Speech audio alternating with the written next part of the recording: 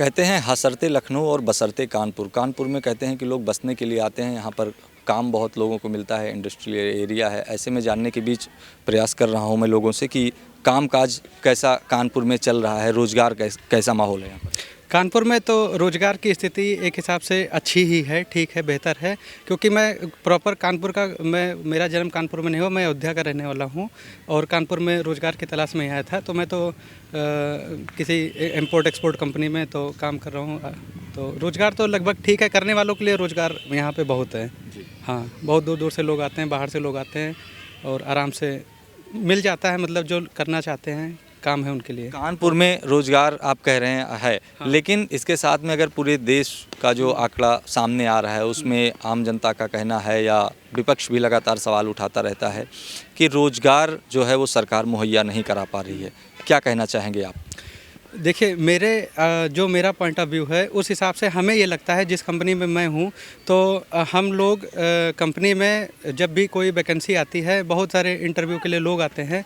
तो काम तो है, लेकिन बशर्ते जो क्वालिटी चाहिए लड़कों में, जो उनके स्किल्स, लड़कों में स्किल्स नहीं उस हिसाब से। आप प्राइवेट सेक्टर की बात कर रहे मैं हैं। प्राइवेट सेक्टर की बात कर रहा हूँ।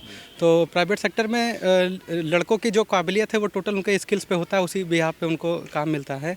तो यहाँ पे स्किल्स की बहुत ज़्यादा कमी है लड़कों के साथ में। अगर मैं प्राइवेट सेक्टर में ही बात करूं आपसे, तो जॉब की जो सिक्योरिटी गवर्नमेंट सेक्टर में एक मिल जाती है, आम लोगों को एक हो जाता है कि हाँ चलिए अब उनका एक लंबे समय तक अपना कार्य चलता रहेगा। प्राइवेट सेक्टर में आपको क्या क्या समस्याओं का सामना करना पड़ता है? प्राइवेट सेक्टर में मेन तो यही समस्या है कि इनसिक्योरिटी की, कभी भी जब भी आप काम करने की काबिलियत नहीं बची या सक्षम नहीं है या और कई सारी दिक्कतें हैं। तो बस वो प्राइवेट में तो यही है कि मालिक बोल देता है कि हाँ अब नहीं समझ में आ रहा, आप कल से ना आइएगा।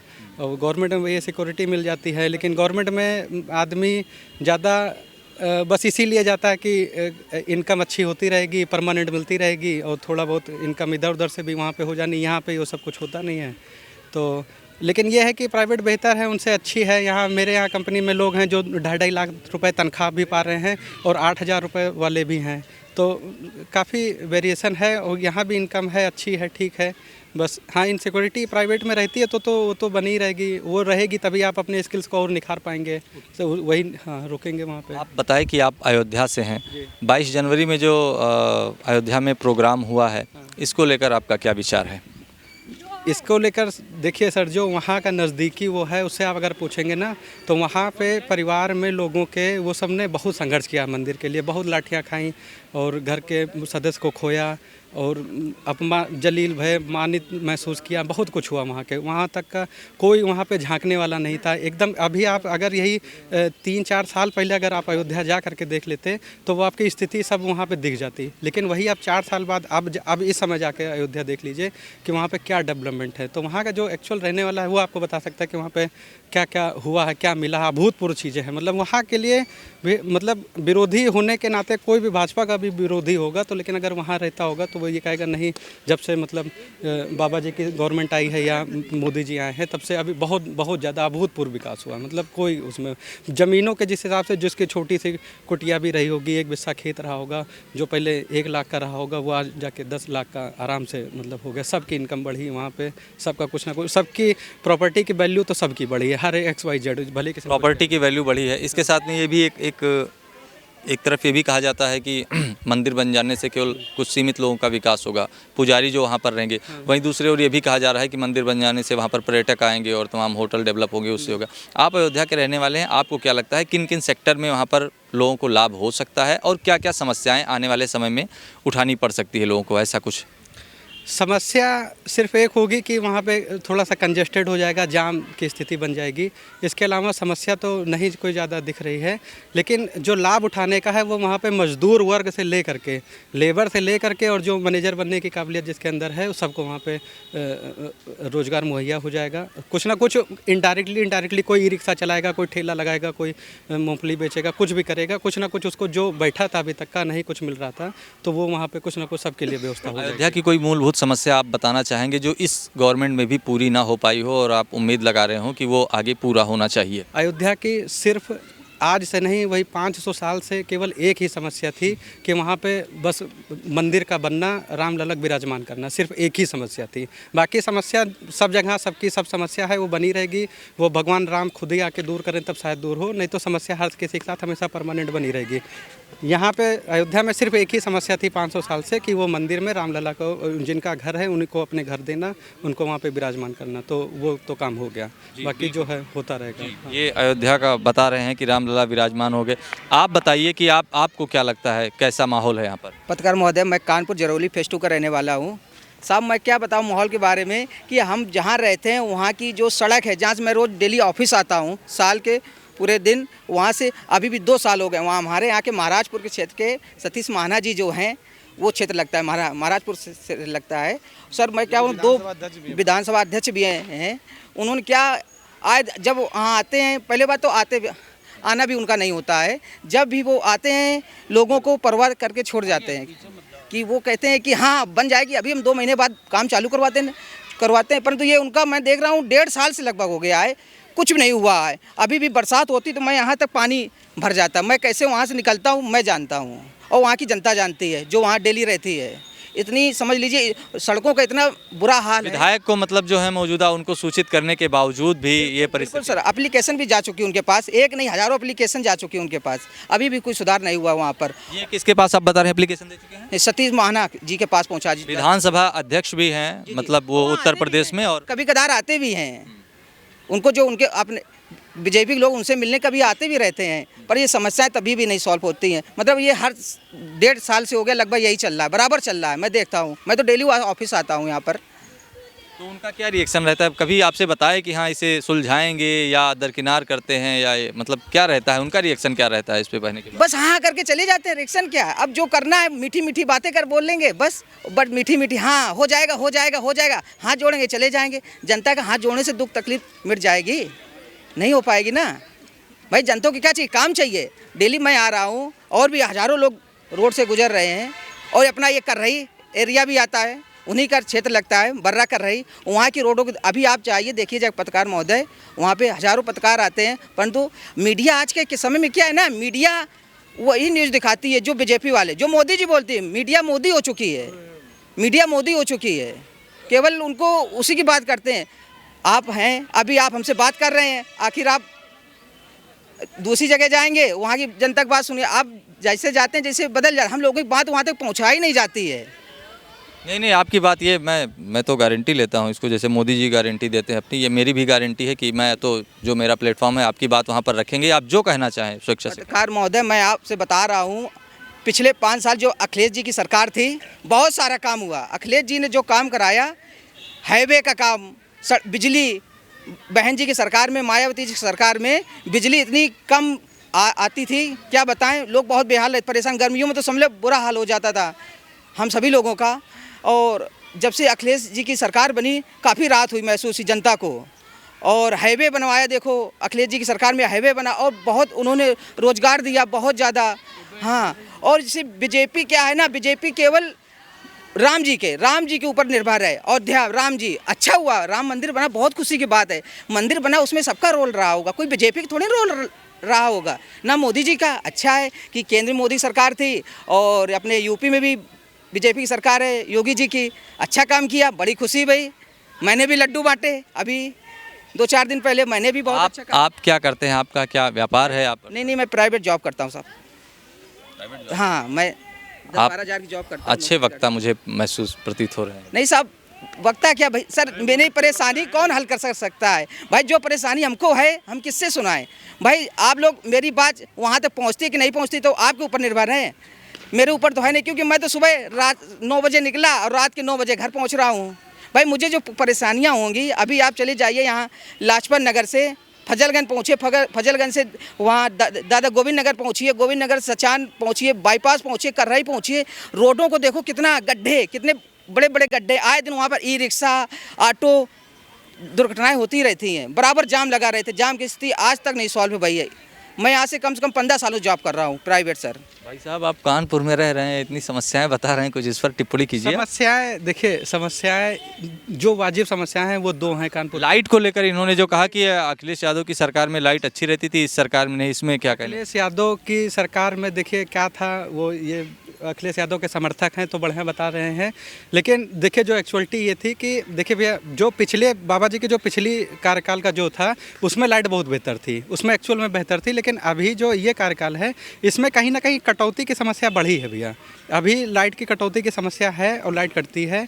इन्हीं के पिछले कार्यकाल में बहुत बढ़िया लाइट थी, लेकिन इस कार्यकाल में इनके में लाइट की व्यवस्था थोड़ी सी गड़बड़ है। और दूसरा, सड़क पे जाम का जो ट्रैफिक का है, यहाँ जगह जगह चौराहे पे जो जाम है, तो थोड़ा सा ये दिक्कत कि जो एक्चुअल दिक्कत जो दिखती है। बाकी तो मैं तो तिलक नगर से आता हूँ और बाकी जाना होता है तो रेलवे स्टेशन जाना होता है या जहाँ भी, तो वहाँ पे रोड भैया हम लोग की तरफ की रोड तो सब बहुत बढ़िया है, एकदम रोड की कोई दिक्कत। और ये जहाँ पे रहते हैं तो इन देखिए एक चीज़ क्या है कि KDA भी पेपर में आगाह करता रहता है कि आप कहीं भी ज़मीन खरीदिए, कुछ खरीदिए, प्रॉपर्टी खरीदिए तो KDA से अप्रूव्ड हो, नक्शा पास हो, ये हो वो हो करके तब आप पूरी जांच परख करके तब खरीदिए। अब आप खेत में बीहड़ में सस्ता प्लाट मिल रहा है, कहीं खेत में जंगल में जाके प्लाट ले लेंगे तो वहाँ से तो ये सब समस्या है, वहाँ सीवर भर रहा है, नाला भर रहा है, कुछ भर रहा है, तो जब वहाँ कहीं कोई पहुँचे नहीं तो ये हो सकता है, मतलब मेरा अनुमान है कि जब वहाँ सब जा कर के आप लोग खेत जंगल और खलिहान वहाँ सब लोगे तो वहाँ में तो ये सब समस्या तो अभी बनी रहेंगी। खैर, और क्षेत्र का खैर ये है कि ठीक है भैया बता रहे हैं तो होगी इनके उधर के। आपने समस्या बताई, आप भाजपा सरकार की भी समस्या बताई थी, आपने भी समस्या गिने, क्या कुछ विकास के बारे में भी कहना चाहेंगे? इस भाजपा सरकार में कोई विकास काम आप जो देखते हो, आपकी नज़र में हो तो साफ बताइए, ना हो तो भी बताइए। नहीं, विकास यही है, उन्होंने जो अपना क्रेडिट लेना चाहते राम मंदिर बनवा दिया, बस यही उनका विकास है और कोई विकास हमको समझ में नहीं आ रहा, बस मीठी मीठी बातें हैं। भाई बहनों भाइयों बोलकर कोई किसी का परिवार थोड़ी नहीं चल सकता है। जो राशन देते हैं फ्री, ठीक है, अखिलेश जी की सरकार में 30-35 रुपये देना पड़ता था राशन कोटे वाले को, आज नहीं देना पड़ रहा है। इसमें क्या हम लोगों के लिए बताइए, 20-35 रुपये में क्या भला हो जाएगा? नहीं हो पाएगा ना, नहीं हो पाएगा। ये समस्या बताइए, सिर्फ राम मंदिर का मुद्दा इन्होंने, मैंने मंदिर बनवाया। जैसे आप मानते हैं कि अखिलेश जी की सरकार में कोटेदार को पैसे देने पड़ते थे, ऐसा आपका मानना? पड़ते थे। उस समय बहन जी की भी सरकार थी, तब भी जो लगता था 30-35-40 रुपये, एक यूनिट में 5 रुपये लगता था, देना पड़ता था। वो आज भी मतलब वही नहीं देना पड़ रहा। अगर हमारे 40-50 रुपये बच जाते हैं, बताइए उसमें क्या भला हो जाएगा? आज के समय में हम लोग समझ लो डॉक्टर के पास जाते हैं, फीस होती 500 रुपये से कम फीस नहीं होती है, और फीस तो 1000 भी होती, 2000 भी होती। नॉर्मल डॉक्टर के पास जाते हैं 500 फीस नहीं, 500 रुपये फीस होती है। बताइए हम लोग कैसे गुजारा कर सकते? 10-12 हज़ार की नौकरी में हम अपना परिवार, मेरे 2 बच्चे भी हैं छोटे छोटे, उनको भी पढ़ाना है, घर का भी खर्च चलाना है और बिजली के बिल भी जमा करना है, हाउस टैक्स भी देना है। बताइए हम पैसे, मतलब 12 हज़ार में परिवार चल सकता है? नहीं चल सकता। आप ये जो डॉक्टर की बात कर रहे हैं, प्राइवेट सेक्टर का बात कर रहे हैं, क्या सरकारी अस्पतालों में यहाँ पर अच्छी व्यवस्था नहीं है जिस वजह से आपको प्राइवेट अस्पतालों में जाना पड़ रहा है? जैसे अखिलेश जी की सरकार में थी वैसे आज भी है, कोई भी मतलब व्यवस्था जैसे पहले थी आज भी वही हाल है। आज चले जाइए, आप हाईलाइट में चले जाइए, उर्सला अस्पताल में चले जाइए, वैसा ही माहौल मिलेगा। बेचारे मरीजों को खुद लेकर चलना पड़ता है, समझ लो कंधे का सहारा लेकर चलना पड़ता है, कोई स्ट्रेचर कुछ भी नहीं उपलब्ध नहीं रहता है। डॉक्टर भी अपनी मानी, जूनियर डॉक्टर होते सब अपनी मनमानी करते हैं। मतलब इस मामले में आप अखिलेश जी की सरकार और योगी जी की सरकार को एक तरह से आंकते हैं कि मतलब सरकारी अस्पतालों की जो है यहाँ पर सुधार व्यवस्था अच्छी नहीं हो पाई है कानपुर में, ये कहना चाह रहे हैं आप? आपको लगता है इससे बेहतर तो अखिलेश जी की सरकार थी। स्कूलों कॉलेजों का हाल अच्छा था और यहाँ पे अस्पतालों का भी हाल अच्छा था। अब बाबा जी कभी भी कोई प्राइवेट या सरकारी हो या प्राइवेट कभी कॉलेज जाते हैं, स्कूल झांकने जाते हैं? नहीं जाते हैं। इन्होंने सिर्फ बस अयोध्या, ठीक है बहुत अच्छी बात है, अयोध्या जी जाते हैं, अच्छी बात है, पर बाबा जी हैं परंतु उनको ध्यान भी देना चाहिए। बच्चों का जो छोटे बच्चों का भविष्य कैसे सुधर सकता है? आप लोग जब इसी में लगे रहोगे तो कैसे बच्चों का सुधर सकता है भविष्य? नहीं सुधर सकता है ना। भाई साहब बता रहे हैं कि यहाँ पर जो है अस्पतालों के बारे में बता रहे हैं, आप क्या कहना चाहेंगे? भैया अस्पताल आज के 4 साल, खैर 7-8 साल पहले की मेरे पास अभी फ़ोटो देखना पड़ेगा। मैं मतलब अभी जाके आप हाईलाइट देख लीजिए, अभी देख लीजिए, मतलब अभी नया सब कुछ। क्या एम्स का अभी नई बिल्डिंग एक बनी है वहाँ पे, उसको शायद एम्स का दर्जा देने जा रहे हैं सब। और भी कोई भी देख लीजिए, वहाँ पे इंफ्रास्ट्रक्चर से लेकर के कोई भी चीज़ें, सारी चीज़ें बदली हैं, बढ़िया हुई हैं। ठीक है, बहुत ज़्यादा बेहतर नहीं हुई है लेकिन बढ़िया हुई है। और रही बात ये स्कूल और शिक्षा और ये बता रहे हैं ना, इसके पहले अभी अखिलेश की सरकार में केवल जो हाई स्कूल इंटर का आपको पेपर देना है, पेपर नहीं देना है, सिर्फ पास होना है, जा करके किसी स्कूल से राइटिंग करिए, फॉर्म भरिए, नकल से मर्जी लिखना आता है तो नकल से पेपर दीजिए, नहीं आता है तो किसी को अपॉइंट कर दीजिए, वो जाके स्कूल में बैठ के आपका पेपर लिख करके पूरा पेपर देता था। एकदम शिक्षा व्यवस्था तो एकदम झंड मतलब जिसको कहा जाता है, मतलब पूरी तरीके से एकदम, और वहाँ पे कुछ पूरी नकल पूरा सब कुछ पूरी व्यवस्था होती थी अखिलेश सरकार में। लेकिन बाबा जी की सरकार में अभी आप किसी स्कूल में चले जाइए, बिना स्कूल की बाउंड्री, स्कूल में कैमरा, सब नकल पे बहुत तगड़ी रोक। और जो शिक्षा माफिया जितने भी दे लेते थे कि अपने यहाँ सेंटर कराते थे, अपने यहाँ पे पेपर कराते थे, अब सबको जो जितने भी शिक्षा माफिया इनके में मंत्री और जो भी थे, इन्हीं के स्कूल होते थे, इन्हीं के स्कूल में नकल होती थी, यहीं पे फॉर्म भरो, यहीं पे पेपर दो, अपना लिख पाओ तो नहीं। लेकिन ये सब पूरा ये सब तो एकदम एक तरफ भैया, ये तो 100% ख़त्म हुआ है। कहीं अगर कहीं बीहड़ उहड़ में कुछ हो गया भाई 100 का मतलब 100 का तो, लेकिन कहीं अगर कहीं छूट गया तो छूट गया, नहीं तो हर एक स्कूल में सब में कैमरे की व्यवस्था है, नकल पे 100% की रोक है, कहीं कोई दिक्कत नहीं है। शिक्षा में तो अभूतपूर्व सुधार हुआ है, और स्वास्थ्य व्यवस्थाएं तो आदमी अब जहाँ तक का है कि जो भी कहीं से भी जिसकी थोड़ी बहुत भी इनकम है तो वो प्राइवेट की तरफ भागता है, क्योंकि वो वही शुरू से वही चलता आया, तो उसका वही का विश्वास प्राइवेट में ही बना हुआ है, तो वहीं जाता ही है। ना स्कूल सरकारी स्कूल में भेजना चाहता है, ना तो सरकारी अस्पताल में भेजना चाहता है, क्योंकि वो शुरू से, आज ये अभी नहीं हुआ 5 साल से, ये शुरू से चला हुआ है कि जिसके पास भी पैसा है तो वो प्राइवेट में ही हॉस्पिटल हो या स्कूल हो वहीं भेजता है। लेकिन अभी यहाँ पे सुधरा है, सुधार तो हुआ है, नहीं 100% सुधार हुआ है, लेकिन सुधार हुआ है। आप दोनों मित्र हैं या मतलब किस तरह आप? तो दोनों एक ही कंपनी में है, मित्र भी है। खैर आप दोनों लोग मित्र हैं, एक ईर घाट एक वीर घाट, कैसे साथ में रह पाते हैं, हमें ये बताइए। नहीं साथ वाला तो बहुत पक्का दोस्ती, तो खैर अच्छी दोस्ती भाइयों के साथ है एकदम। छोटे भाई बड़े भाई सब आए हैं हमारे गाँव, हमारी शादी में आए थे, बहन की शादी में आए थे, सब वहाँ तक गए थे अयोध्या। तो जैसे एक रिश्ता होता है छोटे भाई बड़े भाई का, वही रिश्ता आप दोनों लोगों का वही है, बस विचार अलग अलग है, बस थोड़े से विचार अलग हैं जो है। अब भाई इनका अपना जिस क्षेत्र में रहते हैं, मैं जिस क्षेत्र में रहता हूँ मेरे अपने विचार हैं। हाँ, ये अयोध्या से आते हैं, मैं कानपुर पहले देहात में रहता था, आप कानपुर, दोनों लोग यहीं रहते हैं, कानपुर में रहने लगे हैं। बहुत अच्छा लगा आप दोनों लोगों से मिलकर। तो आपने देखा यहाँ पर अलग अलग लोगों के अलग अलग विचार आप उन्होंने सामने रखा है, और भी ऐसे ही हम रिपोर्टिंग आपके सामने लाते रहेंगे। नमस्कार।